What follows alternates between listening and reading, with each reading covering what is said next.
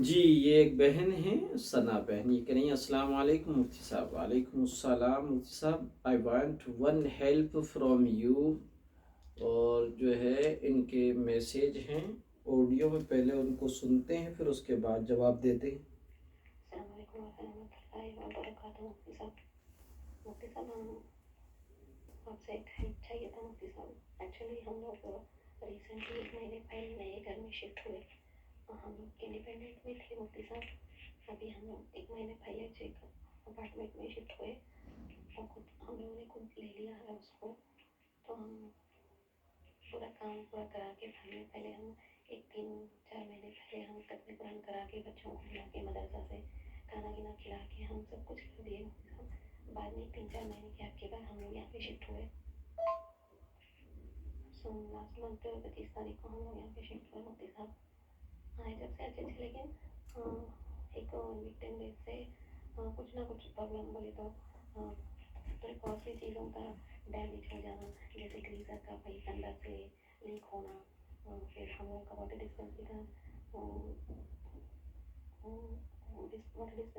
جو کیا بولتے جو فلٹر ہے وہ ٹوٹ گیا، پھر میرا موبائل نیچے گر گیا، اس کا ڈسپلے کا گلاس ٹوٹ گیا، پھر ایک کانچ کا گلاس لگے تھے ہم شیلف کو، وہ کل رات میں ٹوٹ گیا۔ تو ایسا کچھ چھوٹی چھوٹی چیزیں ہو رہی، لیکن ہم کو دل میں ایسا ایک الگ سی عجیب سی محسوس ہو رہی ہے مفتی صاحب، کچھ سمجھ میں نہیں آ رہا ایسا کیوں ہو رہا۔ اور اب میں جو سن رہی ہوں آپ سمجھ سکتے ہیں مفتی صاحب، ایسا ہو رہا تو ہمیں تھوڑا حیرت سی ہو رہی ہے، کیا پرابلم ہو سکتا ہے ہمیں۔ جی ان بہن کی آڈیو سنی اور بات سمجھ میں یہ آئی کہ یہ بہن کسی نئے گھر میں شفٹ ہوئی ہیں اور اس نئے گھر میں شفٹ ہونے کے بعد مسلسل نقصان ہو رہا ہے۔ کبھی گھر کا گیزر خراب ہو جاتا ہے، کبھی پائپ لائن میں کمی آ جاتی ہے، کبھی موبائل ٹوٹ کر گر جاتا ہے، کبھی جو ہے شیشے کا گلاس جو رکھا ہوا تھا وہ ٹوٹ گیا۔ تو اس سلسلے میں دیکھیے کہ نفع نقصان اللہ کے حکم سے ہوتے ہیں، لہذا کوئی نقصان کبھی بھی کسی وجہ سے ہوتا ہے تو آپ یہ سمجھا کریں کہ اللہ تعالیٰ نے آپ کو کسی بڑی مصیبت سے بچا دیا۔ عام طور پہ ہماری دادی نانی کے جو مسائل ہیں ہمارے سماج میں، کانچ کا گلاس رکھے رکھے ٹوٹ جائے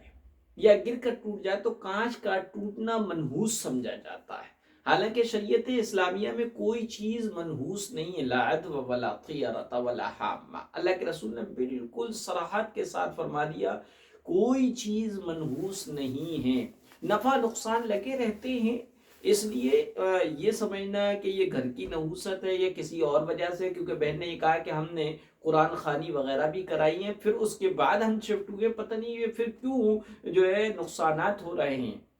نقصانات ہو رہے ہوتے ہیں۔ اور اس کا ہرگز دل میں کوئی وسوسہ نہیں آنا چاہیے، بلکہ یہ سوچنا چاہیے کہ میرے اللہ نے مجھے کوئی بڑی مصیبت سے بچایا ہے، اور جو ہے دنیا کے سارے نقصانات جو ہے گوارا کر لیے جا سکتے ہیں، آخرت بچائے۔ یعنی آپ کا یقین اور ایمان مضبوط ہونا چاہیے کہ کوئی چیز ہمیں نہ نفع پہنچا سکتی ہے نہ کوئی نقصان پہنچا جا سکتی ہے سوائے اللہ رب العزت کی ذات کے، کہ اللہ چاہتا ہے تو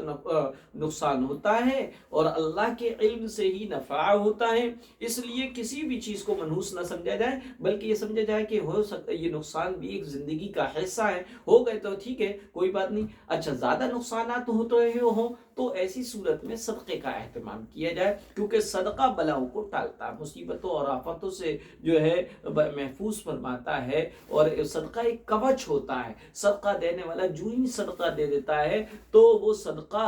اس کے ہاتھ میں جب تک ہوتی ہے صدقے کی رقم، تب تک وہ خود اس کی حفاظت کر رہا ہوتا ہے، لیکن وہ جو ہی اس رقم کو کسی غریب کے ہاتھوں میں ثواب کی نیت سے اللہ کی رضا کے لیے دیتا ہے تو اب وہ صدقے کی دی ہوئی رقم اس کی حفاظت کرتی ہے اور کوچ بن جاتی ہے، اور اس پہ بلائیں